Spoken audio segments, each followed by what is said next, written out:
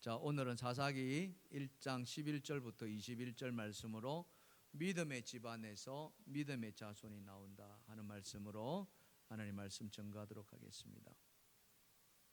사사기는 여호수아가 죽은 때부터 시작되죠. 가나안 정복 전쟁을 이끌었던 지도자 여호수아가 죽습니다. 하지만 당분간은 이스라엘은 흔들림이 없었습니다. 왜 그랬습니까? 장로들이 변함없이 하나님을 잘 섬겼기 때문이었습니다. 그 이스라엘의 장로들, 그러니까 그 지파의 어른들이죠. 이분들이 하나님의 그 살아계심을 경험했기 때문에 그들은 여전히 하나님을 섬겨 나갔습니다. 그래서 지난주에 우리가 말씀을 함께 나누었습니다만 하나님께 묻습니다. 섬겨 나간다는 것이 하나님이 어떻게 인도해 가시는가 하는 것을 확인하기 위해서 하나님께 자꾸 묻고 답을 얻고 그렇게 나아가는 거죠.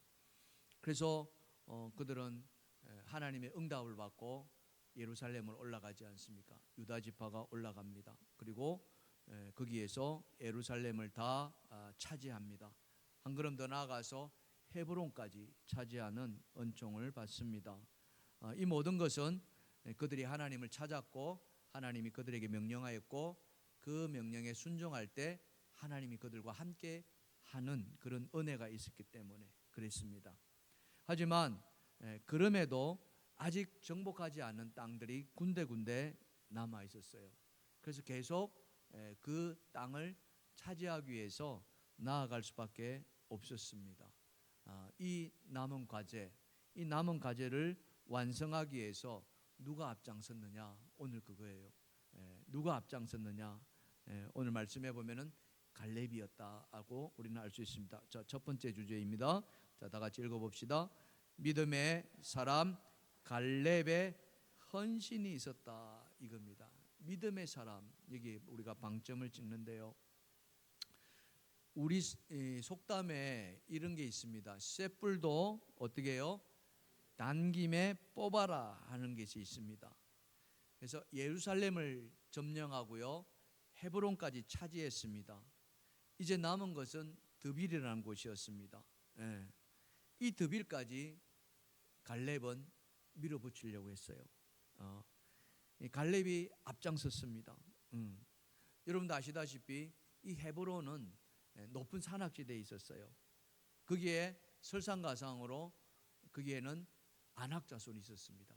아낙 자손은 우리 보통 사람 키하고는 훨씬 넘는 거의 2배 가까이 되는 거인들이 살고 있는 그런 지역이었습니다. 여호수아서 14장 15절에 보면은 헤브론의 옛 이름은 기럇 아르바라. 아르바는 아낙 사람 가운데서 가장 큰 사람이라. 그러니 이 높은 산지에 거인들이 살고 있으니까 누구도 그 산지를 차지하려고 나서는 사람이 없었습니다. 그런데 하나님의 명령은 뭡니까? 거기까지 차지해야 된다는 거였습니다. 그때 누가 손들겠느냐? 누가 나서겠느냐? 이때 손드는 사람이 누구였어요? 갈렙이었다는 거 아닙니까? 그렇죠? 갈렙이 손을 빡 들고 뭐라고 했습니까? 이 산지를 내게 주소서. 그렇죠? 이 산지를 내게 주소서. 그때 갈렙의 나이가 몇 살이었습니까? 85세였습니다. 85세에 그때나 지금이나 나는 여전히 강건하다 이렇게 했어요. 갈렙이 처음 하나님의 부르심을 받은 나이가 언제냐면은 이 12정탐꾼 이렇게 보낼 때였지 않습니까? 그때 이 갈렙이 나이가 40살이었어요. 40살 때 그는 유다 지파의 대표로 뽑혀가지고 이 가나안 땅을 정탐했던 그런 용사였습니다. 그리고 45년이 지난 거예요. 나이 85세였습니다. 나이가 들었죠. 그럼에도 갈렙은 그 하나님의 명령을 수행하는데 조금도 주저하지 않았습니다. 그리고는 손들고 나아갔던 거죠. 하나님이 갈렙과 함께 하셨어요. 그리고는 헤브론을 차지합니다. 얼마나 기뻤을까요? 그런데 갈렙은 거기서 멈추지 않았던 겁니다. 왜요? 드빌이라는 곳이 있었기 때문에. 이 드빌을 마저 차지했다는 겁니다. 근데 여러분, 이 갈렙이 이 더비를 차지하기까지는 너무나도 힘에 부쳤던 것 같아요. 여러분, 여호수아가 죽었다고 했습니다. 몇 살 때 죽었습니까? 기억나십니까? 110세였습니다. 그렇죠? 이 110세 갈렙도요 여호수아하고 나이 차이가 별로 나지 않았어요. 거의 비슷한 나이였어요. 그러다 보니까 이 갈렙도 어느새 나이가 많은 거예요. 어느 정도 많은지는 가늠할 수는 없을 정도로. 아마 여호수아가 죽었으니까 이 갈렙도 그 나이 비슷하지 않았는가 싶은. 이제 그 나이가 되니까 더 이상 전쟁을 해 나갈 수가 없었던 겁니다. 그래서 그럼에도 갈렙은 어떻습니까? 하나님이 그 명령을 지키기 위해서 소위 말하면은 뭘 내겁니다. 그렇죠? 현상금이라 할까요? 표현이 조금 그렇습니다만은 이때 무엇을 내겁니까? 자기 딸을 내건다는 거예요. 악사라는 딸. 그래서 이 더비를 차지하는 자에게 내 딸 악사를 아내로 주겠다. 엄청난 헌신을 결단합니다. 자, 본문 12절에 보시면은 갈렙이 말하기를 기럇세벨을 쳐서 그것을 점령하는 자에게는 내 딸 악사를 아내로 주리라 하였다. 이 기럇세벨이 바로 드빌이라는 장. 여러분, 이 당시에 이제 고대 근동 지방에 어떤 풍습이 있었냐면은 여자를 아내로, 그죠? 아내로 맞이하기 위해서는 아내의 몸값을 지불해야 했습니다. 그러니까 그 집안이, 아내의 집안이 좋으면 좋을수록 그 몸값은 올라가고, 아내가 지략이 뛰어나고 지혜가 많고 이쁘면 훨씬 더 많은 돈을 지불해요. 그러니까 갈렙 정도면은, 그죠? 갈렙 정도면은 엄청난 집안인 거 아닙니까? 유다 지파의 대표적인 집안이 되었으니까. 그러니 이 딸 악사를, 그죠? 악사를 아내로 맞이하기 위해서는 어떤 남자든 간에 그에 상응하는 대가를 지불해야 했다는 거죠. 갈렙은 그것을 알았던 것 같아요. 그래서 내 딸 악사를 아내로 줄 테니까 누구든지 자원해라. 응? 누구든지 자원해라. 그러면은 이 딸을 주겠노라. 그 자원이 뭐였습니까? 드비를 차지하라는 거예요.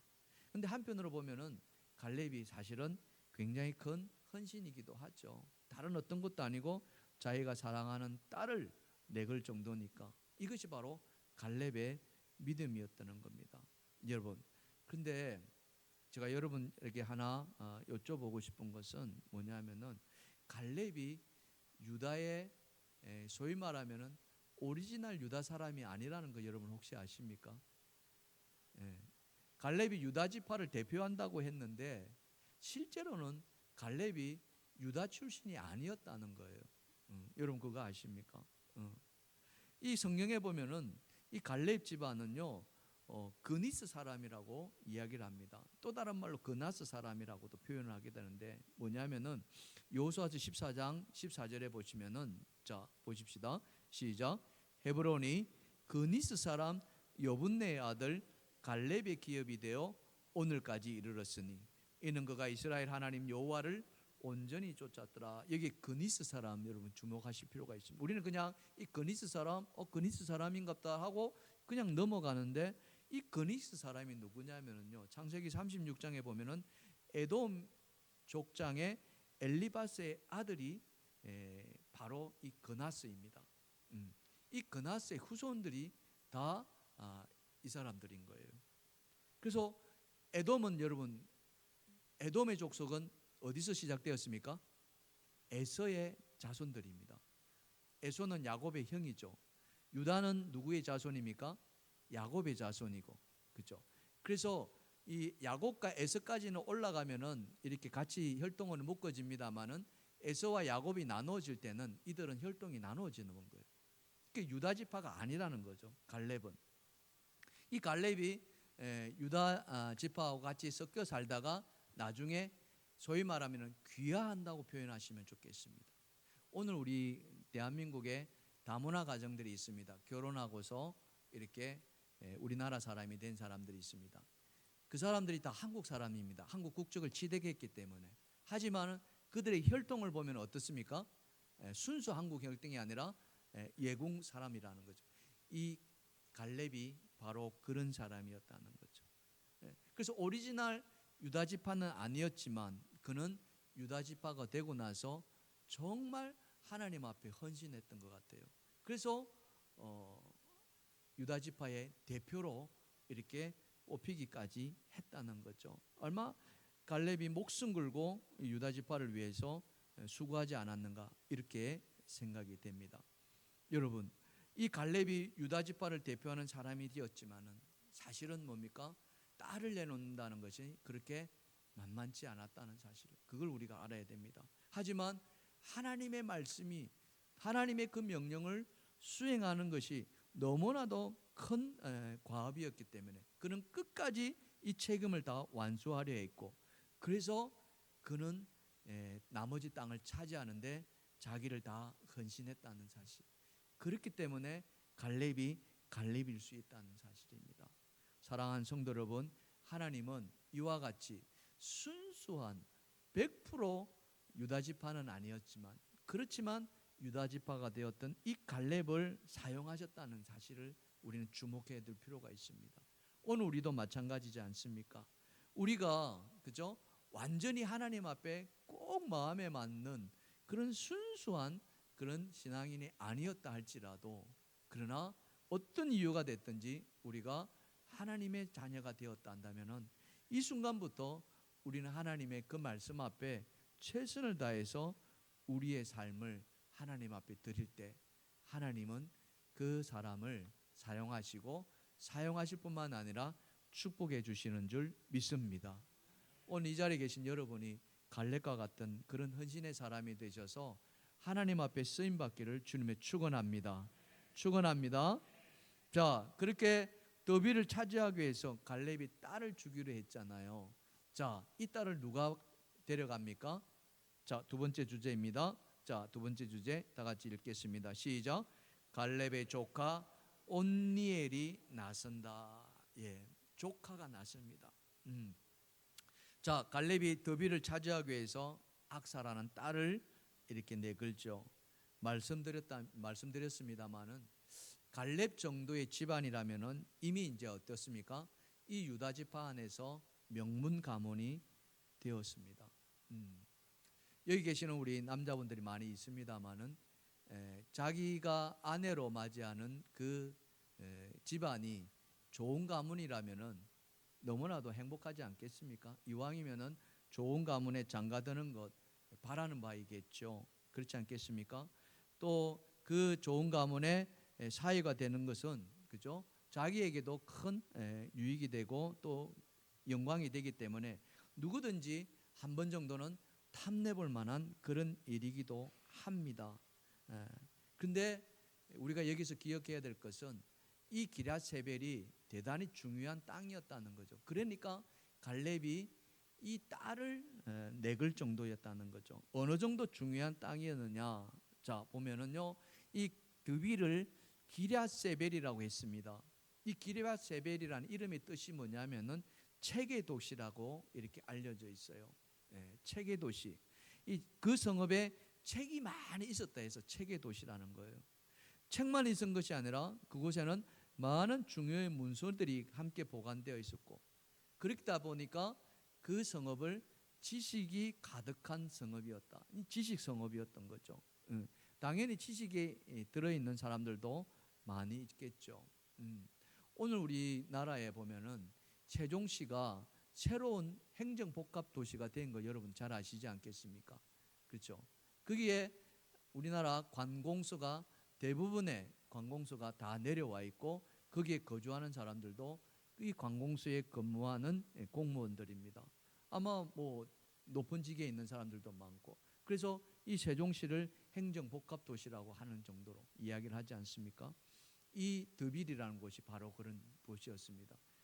체계 도시였고 행정중심이었고 지식도시였고 너무나도 탐나는 그런 도시였습니다. 그러니 갈렙이 이 도시를 포기할 수가 없었다는 거예요. 그래서 딸을 내것이라도 이 더비를 차지하려고 했던 겁니다. 근데 이 성읍을 차지하겠다고 나선 사람이 누구라고 그랬습니까? 바로 갈렙의 동생 아들 온니엘이었다라고 성경은 우리에게 말씀하고 있어요. 자, 본문 12절과 13절 같이 한번 읽어봅시다. 시작. 갈렙이 말하기를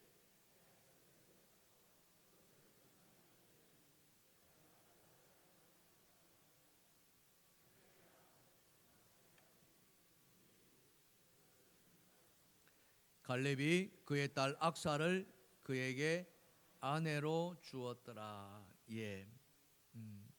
기럇세벨, 이게 그냥 일반 성읍이 아니라는 거 말씀드렸습니다.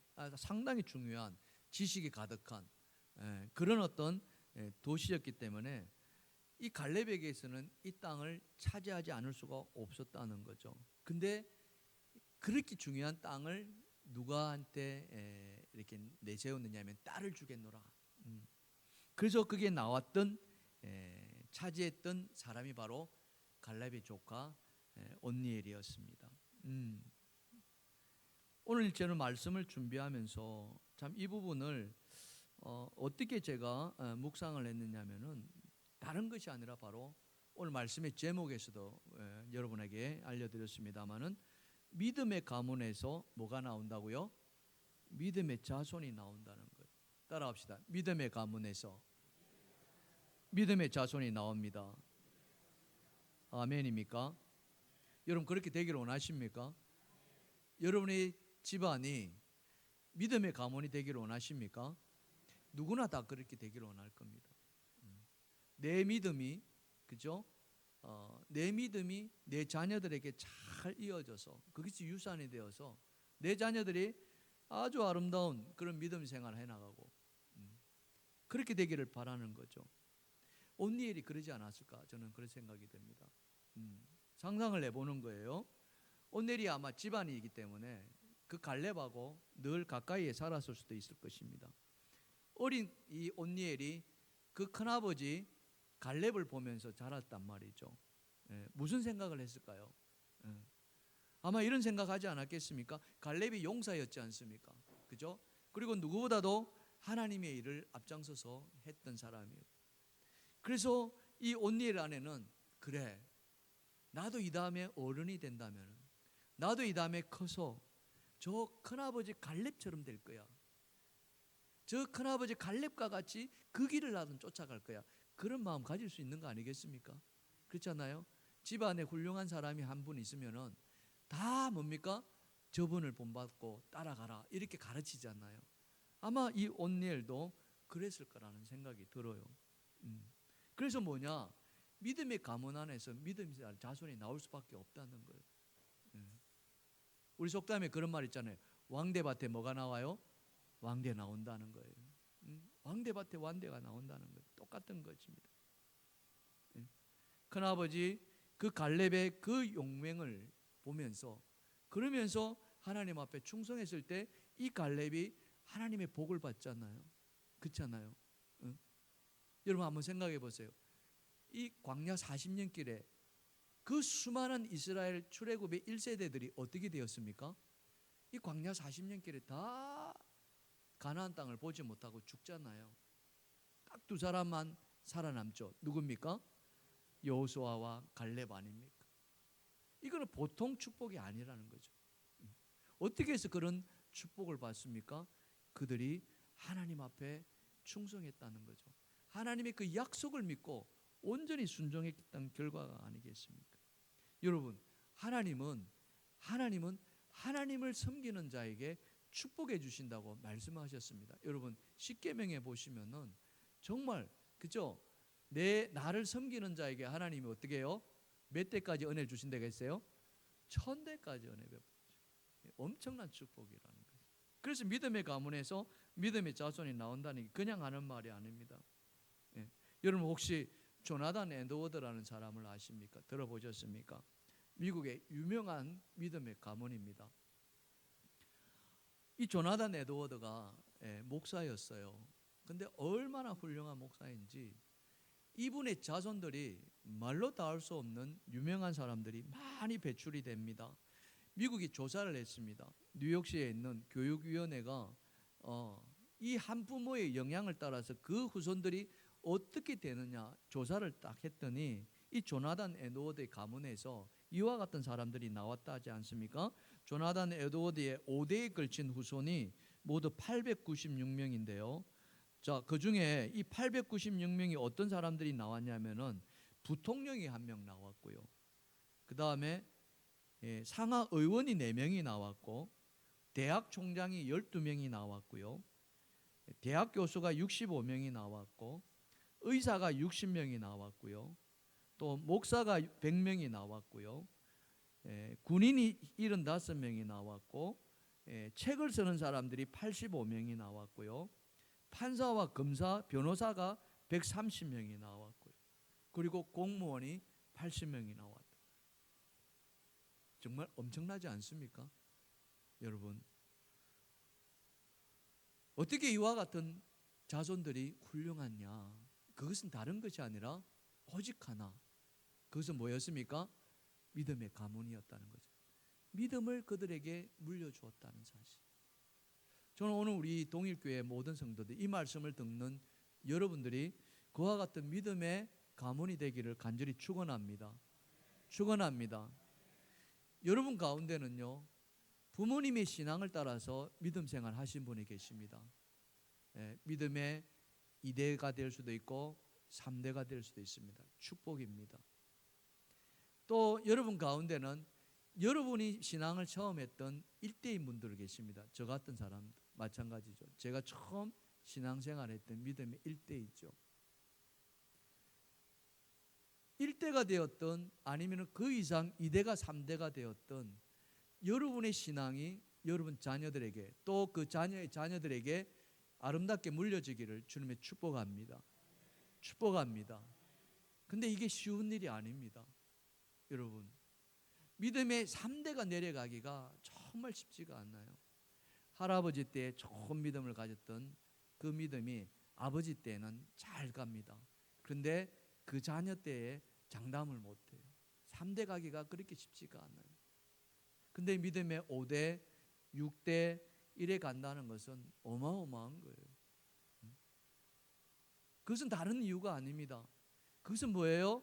그 부모가 하나님 앞에 바른 신앙생활을 하는 거예요. 쉬운 말로요, 예수 잘 믿으면 되는 거예요. 따라하겠습니다. 예수 잘 믿읍시다. 예수 잘 믿읍시다. 그냥 믿는 게 아니에요, 여러분. 그냥 주일에 교회 한번 나오는 게 그게 예수 믿는, 그것도 물론 예수 믿는 거지만 하나님 앞에요, 하나님 앞에 내가 부끄럽지 않는 자, 그것은 다른 것이 아닙니다. 말씀 앞에 살아가는 자예요. 말씀 붙들고 살아가는 거예요.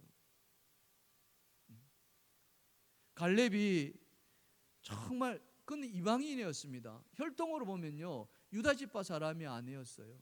하지만 그는 하나님 앞에 바로 서려고 했고요, 말씀 붙들려 했고요, 그 약속을 믿었습니다. 그리고 충성했습니다. 그리고 심지어는 딸까지 내드렸어요. 그랬더니 그 조카가 자기 딸을 데려가는, 이 갈렙의 마음에 어떤 마음이 들었겠습니까? 이 딸을 다른 사람이 주는 것이 아니라 자기 집안에, 물론 이들은 그렇게 결혼을 하게 돼 있었어요. 오해하지 마시기 바랍니다. 그러니 갈렙의 마음에서는 더빌도 차지하지 않았습니까? 심지어는 자기 딸까지도 자기 조카가 그대로 이렇게 데려가니까 그 믿음이 흐트러지지 않고 대대로 물려질 수 있는 그런 은혜가 임한 거죠. 갈렙에 이보다 더 좋을 수가 없었다는 사실. 사랑하는 성도 여러분, 오늘 여러분 안에 이와 같은 은혜가 임하기를 주님의 축복합니다. 하나님, 비록 저는 미약합니다. 하지만 하나님 앞에 바로 서겠습니다. 여러분, 이 약속 하나만 하십시오. 다른 거 보지 마시고요, 다른 거 붙들려 하지 마시고요, 하나님 앞에 바로 한번 서보겠습니다. 하나님이 기뻐하시는 하나님이 사람이 한번 되어보겠습니다. 이렇게 된다면요, 여러분의 믿음은 자녀들에게 물려지리라 믿습니다. 자녀들은요, 다른 거 보고 자라는 게 아닙니다. 다 그 부모의 신앙을 보면서, 그 부모의 삶을 보면서 그들도 믿음으로 나아가지 않겠습니까? 사랑하는 성도 여러분, 여러분 모두가 그런 아름다운 믿음의 가문이 되기를 주님이 축복합니다. 우리 옆에 분 쳐다보시고요. 이렇게 손을 한번 잡아보실까요? 믿음의 가문이 되겠습니다. 아멘. 아멘. 그 믿음의 가문이 되면요, 우리 그런 말 있잖아요. 그 아버지의 신앙이 누구의 신앙까지? 그 자녀의 신앙까지 그대로 가요. 그 아버지의 그 아들, 그 어머니의 그 딸, 다 그렇게 됩니다. 오늘 악사의 딸을 보면은요, 그런 것 같아요. 악사의 딸이 시집 갑니다. 근데 시집 갈 때요, 그냥 가지 않았어요. 말씀을 보면요, 이 아버지에게 아버지에게 뭘 달라 그럽니까? 밭을 달라 그럽니다. 샘을 달라 그래요. 네? 말씀해 보면은 14절과 15절에 보시면은, 여러분, 악사가 출가할 때 그에게 청하여 자기 아버지에게 밭을 구하고자 하고 나귀에서 내리매 갈렙이 묻되 네가 무엇을 원하느냐 하니 이르되 내게 복을 주소서. 아버지께서 나를 남방으로 보내시니 뭘 달라? 샘물도 내게 주소서 하매 갈렙이 윗샘과 아래샘까지. 이것을 우리는 뭐라고 그럽니까? 보너스라고 이야기하는 거예요. 덤으로 주는 거예요. 근데 여러분, 악사가 이 말 하지 않았으면 윗샘과 아래샘 받았어요? 안 받았어요? 안 받았어요. 이게 지혜라고 이야기를 합니다. 갈렙이 하나님 앞에 충성하고 하나님 앞에 헌신하고, 그래서 지략과 지혜가 뛰어났더니 그 딸까지도 같이. 사랑하는 성도 여러분, 이런 것이 다른 데서 나오는 것이 아니라 바로 믿음에서 다 나온다. 그죠? 지혜는 어디에서 나옵니까? 지혜는 하나님을 섬기는 데서 나온다 그랬잖아요. 잠언서에 보면, 그죠? 하나님을 경외하는 것이 뭐의 근본이다? 지혜의 근본이라는 거. 하나님을 잘 믿고 하나님을 잘 섬기는 자에게 하나님은 지혜를 주시죠. 솔로몬에게 오면은 그 지혜가 뭐까지 쫓아옵니까? 물질의 복까지도, 부귀와 영화까지도 하나님이 덤으로 주시잖아요. 오늘 우리 동일교회 성도님 여러분 모두가 그런 지혜뿐만 아니라 하나님의 물질의 복까지 받는 그런 믿음의 가문이 되기를 주님으로 축원합니다. 축원합니다. 내가 어떻게 섬기느냐에 따라 달라진다는 사실, 이거 잊지 마시기 바랍니다. 근데 여기까지 보면은 우리는 믿음의 가문이 되어야 된다는 거 너무나도 중요하다는 걸 알게 됩니다. 근데 한 가지 옥의 티가 보입니다. 이거예요. 저는 이걸 보면서 우리 자신을 보게 되는 것 같아요. 아, 인간이 이래서 불완전하구나. 그게 뭐냐면은 하나님의 말씀을 100% 다 하지는 못했다는 거. 그래서 세 번째 주제를 뭐라고 잡았느냐면요, 이렇게 잡았습니다. 자, 다 같이 시작. 온전하지 않는 순종으로 반쪽의 승리를 하였다. 예. 온전하지. 어쩌면 이 온전히 어쩌면은 10%도 안 될 수도 있어요. 아주 적은. 다 했어요. 90% 이상, 거의 100%까지 순종을 다 했는데 어쩌면은 정말 눈에 티하는, 옥에 티하나 정도일까요? 그거예요. 그게 뭐냐면은요, 오늘 본문 16절 이하 말씀이 그 이야기입니다. 보면은 유다 지파와 베냐민 지파가 나오는데 그들이 다 쫓아냈는데 다 못 쫓아냈다고 이 성경은 우리에게 이야기합니다. 유다 지파의 경우에는 예루살렘을 점령하고요, 헤브론을 점령하고요, 또 드비를 점령합니다. 그리고 가사와 아스글론, 에구론을 점령합니다. 이게 다 블레셋 땅에 있는 그 유다 지파 땅에 있는 땅이거든요. 다 점령합니다. 그런데요, 19절에 보니까, 자, 19절 한번 보세요. 자, 다 같이 읽어봅시다. 시작. 여호와께서 유다와 함께 계셨으므로 그가 산지 주민을 쫓아내었으나 골짜기 주민들은 철병거가 있으므로 그들을 쫓아내지 못하였다. 이게 쫓아내지 못하였다는 거예요. 아, 갈렙도 못 쫓아냈네, 이렇게 나오는 거예요. 딸을 내밀, 그죠? 딸을 내걸어 가지고 차지하기까지 했는데, 아, 이 골짜기에 있는 주민들을 못 쫓아냈다는 거 아닙니까? 이럴 수가 있느냐 이거죠. 이 옥의 티죠. 근데 못 쫓아낸 이유가 뭡니까? 뭐가 있었다고 그랬어요? 철병거 이겁니다. 도대체 철병거가 뭐길래 이렇게 나오는 거예요. 근데 이 당시에 이 이스라엘에게는요 철병거가 없었습니다. 그들은 아직 철기 문화를 받아들이지 못했어요. 광야길을 오는 과정 속에 있었기 때문에 그들은 아직 이 가나안 땅에 또는 이 철기가 가장 발달했던 곳이 어디냐면은 이 블레셋 땅이거든요. 그래서 이 철기 이 무기 앞에서 이스라엘은 소위 말하면은 호랑이 앞에 뭐예요? 호랑이 앞에 뭐죠? 하루 강아지인가요? 그리 돼 버렸어요. 지금으로 말하면 탱크라고 보시면 되겠습니다. 이스라엘 백성들은 수레 끌고 가고 있는데, 수레를 끌고 가고 있는데 저 골짜기에 있는 사람들은 탱크를 가지고 딱 버티고 있는 거예요. 그러니 이 갈렙에 있는 유다 지파 사람들이 간이 뭐만해져요? 콩알만해진다. 간이 뭐만해진다고요? 콩알만. 싸워보지도 않고. 그래서 그냥 내버려뒀어요. 베냐민 지파들은요 21절에 보면은 뭐라고 되냐면 여부스 족속을 쫓아내지 못했다 이렇게 나왔어요. 남겨두었어요. 그 이유는 말하지 않습니다. 아마 이 여부스 족속을 종으로 부리기 위해서 냅두지 않았는가라고 추측해 볼 수도 있습니다. 근데 여기서 우리가 기억해야 될 것은 뭐냐면은 이들은 많지도 않습니다. 골짜기 되면 얼마나 되겠습니까? 응? 다 쫓아냈는데 그 여부스 족속을 쫓아내지 뭐. 소위 말하면은 이게 가랑비에 뭐가 젖어요? 옷을 젖는다 이렇게. 가랑비 여러분 내리실 때 아시잖아요. 비 같지도 않잖아요. 그냥 이 정도는 뭐 우산 서는 게 뭐 쑥스러울 정도. 그래서 걸어갑니다. 근데 걷다 보니까 어느새 내 옷이 어떻게 해요? 다 축축하게 젖어나와요. 하나님이 이 가나안 땅을 들어가기 전에 여호수아하고 모세를 통해서 하나님 주셨던 명령이 뭐였습니까? 그 가나안 땅에 있는 모든 족속을 다 쫓아내라. 하나도 남기지 마라. 심지어는 짐승까지도 다 죽이라고 했어요. 이유가 무엇입니까? 그 이유가 뭐예요? 그들 안에 뭐가 있어요? 우상이 있다는 거 아닙니까? 우상. 그것 때문에 그것이 결국에는 이스라엘 발목을 잡는다.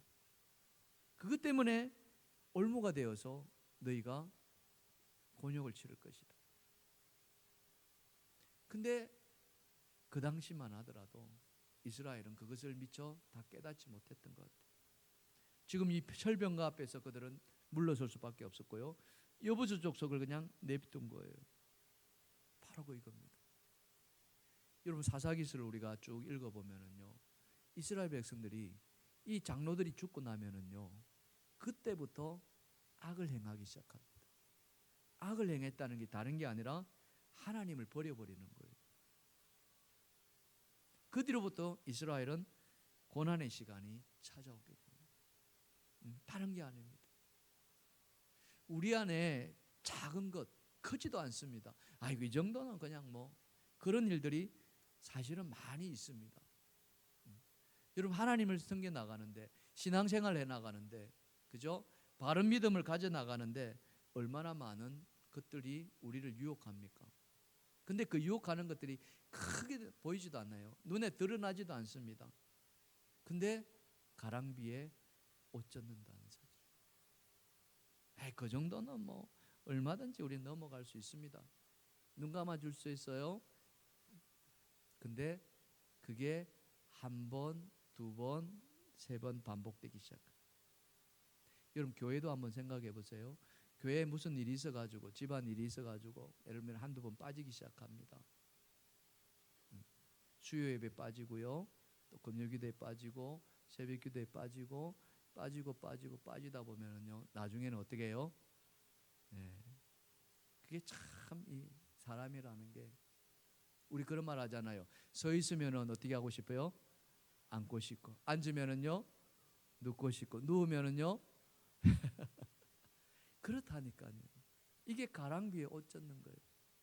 그러면 속으로 뭡니까? 설마 그렇게까지 되겠어. 근데 우리 경험상으로 설마가 뭐예요? 그런 일이 벌어진다. 여러분, 믿음의 명문 가문이 된다는 게요, 아까 조나단 에드워드를 말씀을 드렸습니다만, 이게 여러분 들을 때는 와, 근데 그렇게 되기까지는요 쉬운 것이 아닙니다. 정말 하나님 앞에 우리가 부끄럽지 않으려고, 저도 마찬가지입니다. 저도 한 연약한 인간이기 때문에 얼마나 넘어질 때가 많은지. 근데 여러분, 또 다른 길로 갔다가 다시 돌아오고, 넘어졌다가 다시 일어서고, 이렇게 하는 게 뭐 때문에 그렇습니까? 여러분들이 저를 위해서 기도해 주시고 중보해 주고요, 또 말씀 붙들고 또 이렇게 쓰려고 하겠다.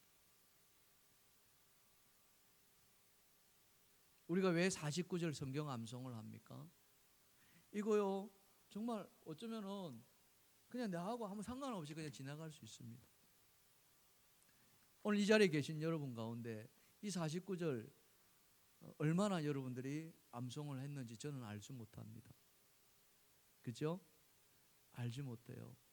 근데 여러분 가운데는 이 말씀을 붙들고 그래도 한번 해보려고 애쓰고 수고하고, 또 심지어는 이거 오려가지고 코팅해가지고 작게 해가지고 갖고 다니면서 암송하려고 그러고,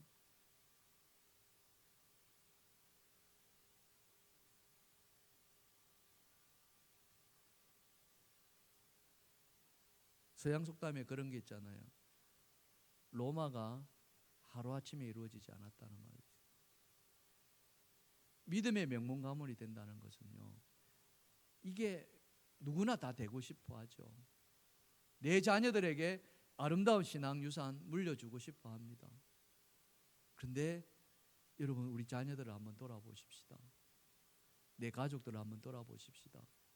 내 자녀들이 지금 신앙생활을 잘하고 계시는다면 정말 하나님 앞에 감사할 일입니다. 그런 여러분들 축복합니다. 아멘. 근데 오늘 이 자리에 계신 여러분 모두가 다 그렇게 되기를 저는 간절히 바랍니다. 그게 목회자로서의 소망이에요. 저도 부끄럽지 않으려고 얼마나 많이 애쓰고 수고하고 기도하는지 모릅니다. 쉽지가 않습니다. 오늘 갈렙이요 정말 그런 믿음의 가문이었어요.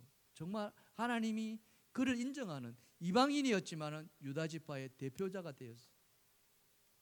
하지만 그도 그 철병거의 앞에서는 무릎 꿇는 모습을 보면서, 야, 이게 쉬운 것이 아니구나.